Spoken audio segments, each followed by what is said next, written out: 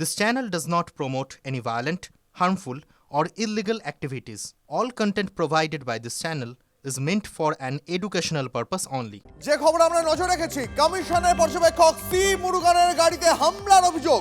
তার গাড়ির দরজা লক ভেঙে চালককে টেনে বের করে আনার চেষ্টার অভিযোগ উঠছে।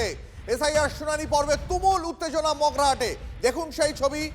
কমিশনের পর্যবেক্ষক সি মুরুগানের গাড়িতে হামলার অভিযোগ, সেই গাড়ির লক ভেঙে চালককে বার করে আনার চেষ্টার অভিযোগ উঠছে। দেখুন আরো একবারে মার্ক করে সেই ছবি দেখাচ্ছি আপনাদের। সি মুরুগানের গাড়ি, সেই গাড়ির লক ভেঙে তার চালককে বার করে আনার চেষ্টা, সেই ছবি দেখাচ্ছি আপনাদের। মগরাহাটে উত্তপ্ত পরিস্থিতি। কমিশনের পর্যবেক্ষক সি মুরুগানের গাড়িতে হামলার অভিযোগ।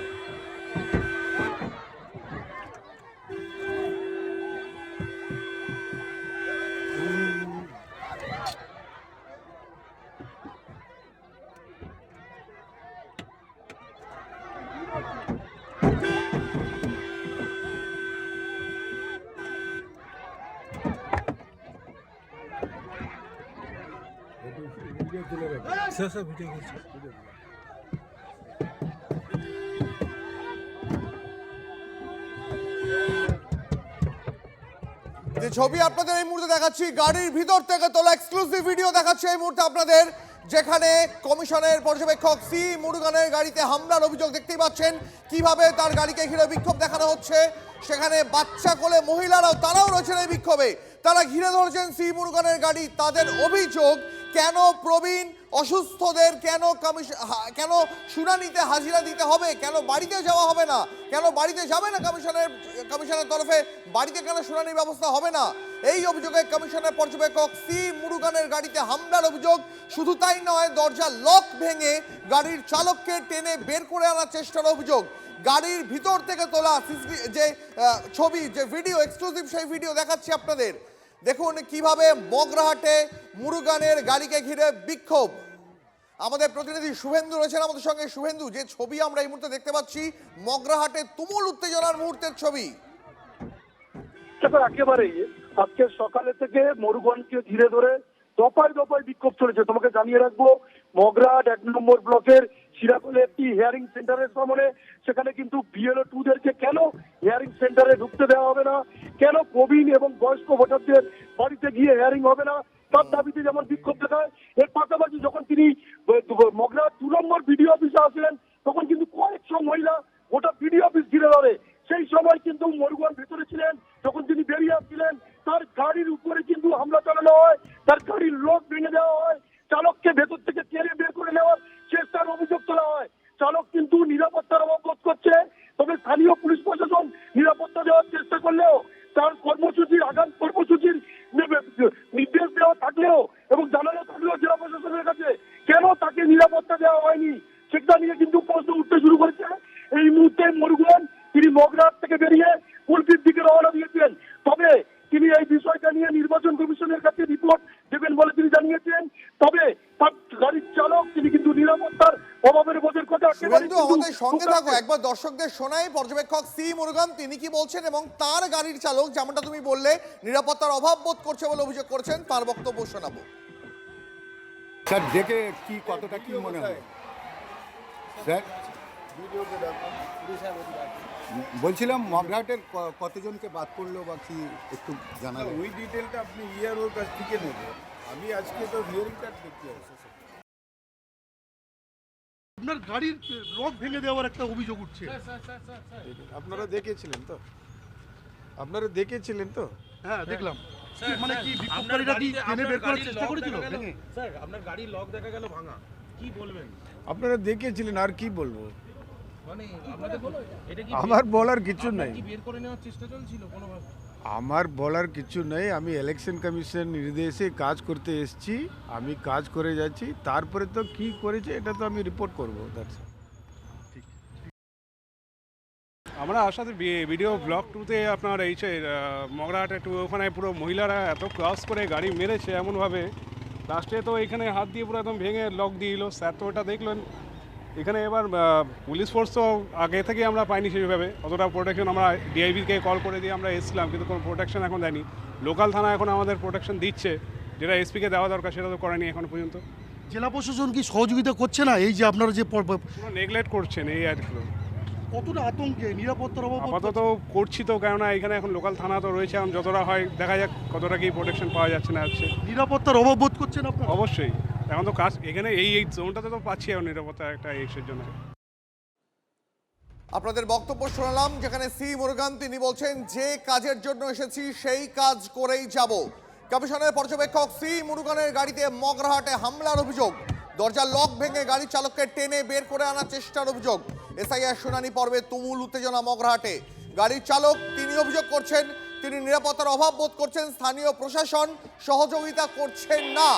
কমিশনের পর্যবেক্ষক সি মুরুগানের গাড়িতে হামলার অভিযোগ। এই মুহূর্তে যে ভিডিও আপনাদের দেখাচ্ছি এটা গাড়ির ভিতর থেকে তোলা, একদম গাড়ির কাছ থেকে তোলা ভিডিও। দুটো ভিডিও দেখাচ্ছি আপনাদের, এটা আরেকটা ভিডিও।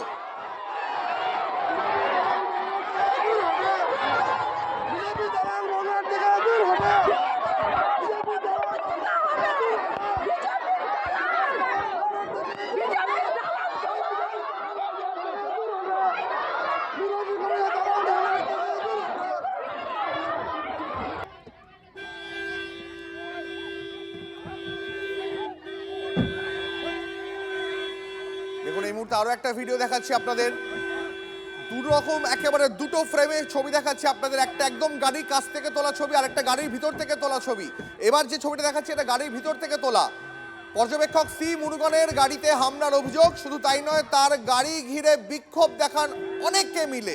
দেখুন সেই ভিডিওটাও ভালো করে। গাড়ির চালক অভিযোগ করছেন তাকে টেনে বের করে আনার চেষ্টা হয়েছে, স্থানীয় প্রশাসন তারা নাকি সহযোগিতা করছে না। এসআইআর শুনানি পর্ব চলাকালীন তুমুল উত্তেজনা মগরাহাটে। যদিও কমিশনের পর্যবেক্ষক সি মুরুগান তিনি জানালেন তিনি যে কাজ করতে এসেছেন সেই কাজ তিনি করবেন। আমরা কথা বলবো এই মুহূর্তে নির্বাচন কমিশনের দফতর থেকে। আমাদের সঙ্গে আমাদের প্রতিনিধি শ্রাবন্তী রয়েছেন সরাসরি। শ্রাবন্তী, সি মুরুগানের গাড়িকে ঘিরে যেভাবে মগরাহাটে বিক্ষোভ দেখানো হচ্ছে, তার দরজা লক ভেঙে চালককে বের করে আনার চেষ্টার অভিযোগ, এবং সি মুরুগান তিনি জানিয়েছেন এই গোটা ঘটনার রিপোর্ট তিনি কমিশনকে দেবেন।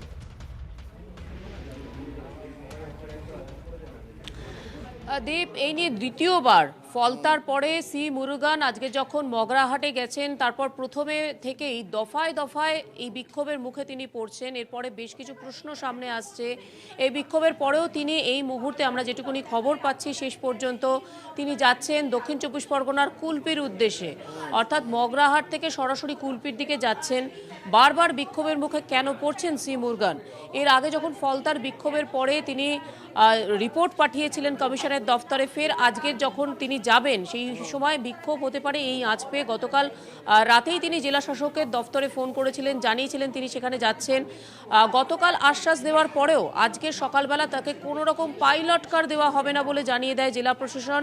কারণ দক্ষিণ চব্বিশ পরগনায় এই মুহূর্তে সকলে ব্যস্ত রয়েছে গঙ্গাসাগর নিয়ে, সেক্ষেত্রে ভিআইপি মুভমেন্ট থাকবে এমনটাই জানানো হয়েছে তাকে। যদিও পাইলট কার না পেয়েও দক্ষিণ চব্বিশ পরগনার উদ্দেশ্যে, মগরাহাটের উদ্দেশ্যে রওনা হন সি মুরুগান। আজকের যে নজিরবিহীন ছবি আমরা দেখেছি, তার গাড়িকে ঘিরে বিক্ষোভ, গাড়ির দরজা খুলে চালককে বের করে নিয়ে আসার ছবি আমরা দেখতে পেয়েছি। এরপরে কতখানি সত্যি আতঙ্কিত না হয়ে অবজারভাররা কাজ করবেন এই প্রশ্ন যেমন উঠছে। দ্বিতীয়ত রয়েছে যে কমিশন এখনো পর্যন্ত কি এরপরে কোনো পদক্ষেপ নিচ্ছে, তার কারণ ফলতার ঘটনার পরে সেন্ট্রাল ফোর্স দেওয়া হবে সিইও দফতরের জন্য, তাদের নিরাপত্তা জন্য সেন্ট্রাল ফোর্সের কথা বলা হলেও অবজারভাররা কি করবেন সে নিয়ে কিন্তু আলাদা কোনো নির্দেশিকা দেওয়া হয়নি। একজন অবজারভার যদি এরকম একটা নজিরবিহীন আক্রমণের শিকার হন, বাকি অবজারভাররা কি করবেন?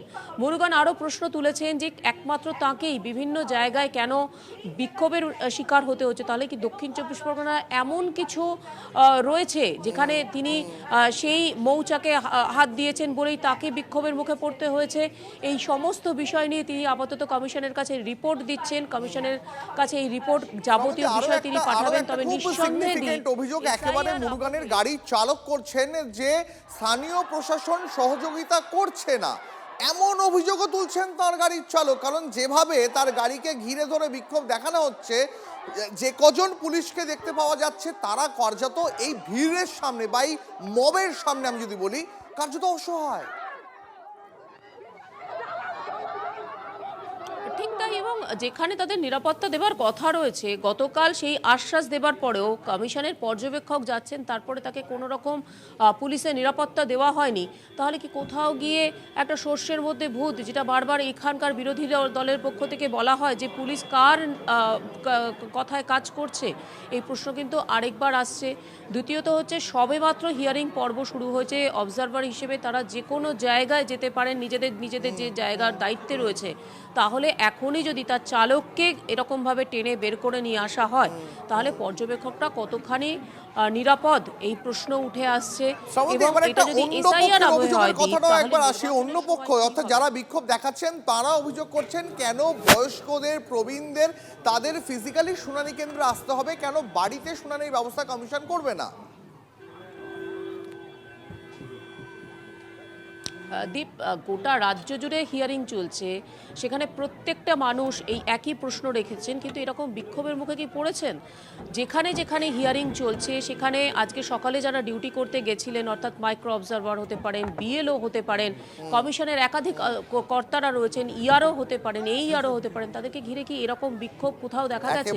তাহলে একজন অবজারভার যখন যাচ্ছেন, আরো একবার আপনাদের শোনাবো কমিশনের পর্যবেক্ষক সি মুরুগান, তিনি যেভাবে তার গাড়িকে ঘিরে বিক্ষোভ দেখানো হচ্ছে তারপরে তার কি বক্তব্য, কি বললেন তিনি, শুনুন।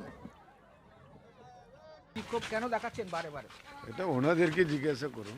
আমি আমার কাজটা করে ছাড়বো, আমি আমার কাজটা করে এখান থেকে যাব। স্যার, আপনি আপনার নিরাপত্তার অভাব করছেন কোনো আরে একজন আইএএস অফিসারকে কি নিরাপত্তা লাগবে यार?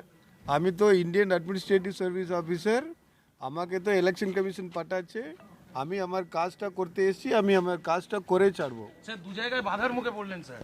এটা তো প্রশাসন আছে, ওনারা দেখে নেবে। এটা কি কোনো রাজনৈতিক দল বাধা দেওয়ার চেষ্টা করছে? আমি জানি না, এটা ওনারা। সি মুরুগানের বক্তব্য শোনালাম আপনাদের, তার গাড়িকে ঘিরে যেভাবে বিক্ষোভ দেখানো হয়েছে তারপরেও তিনি বলছেন তিনি যে কাজ করতে এসেছেন সেই কাজ তিনি করবেন, তিনি একজন আইএএস অফিসার।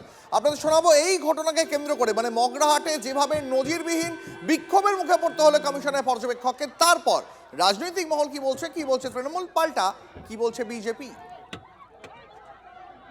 আইনের শাসন নেই, শাসকের আইন চলছে।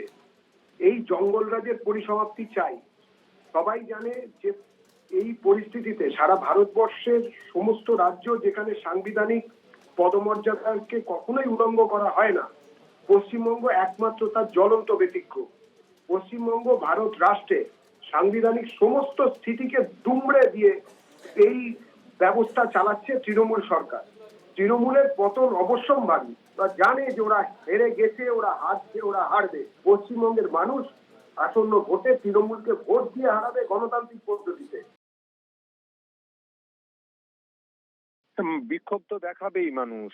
মানুষকে অযথা যেভাবে হয়রানি করা হচ্ছে, হেনস্থার শিকার হতে হচ্ছে, তাহলে মানুষ ক্ষুব্ধ হবেন না? তাহলে 80 বছর বয়স কেউ হুইল চেয়ারে ঘুরে বেড়াচ্ছে, সেই সমস্ত মানুষকে হেয়ারিং এ ডেকে আনা হচ্ছে, অথচ ভোট দেওয়ার সময় এমন প্রভিশন আছে তারা ভোট দিতে পারেন বাড়িতে বসে। তাহলে এখন কেন এই হেনস্থা হতে হচ্ছে? এইবার বাংলার মানুষ তার বিরুদ্ধে প্রতিবাদ করছেন, সেটাই স্বাভাবিক। এই ক্ষোভ মানুষের স্বতঃস্ফূর্ত ক্ষোভ, এই ক্ষোভ তো মানুষ দেখাবে, তাদের গণতান্ত্রিক অধিকার আছে।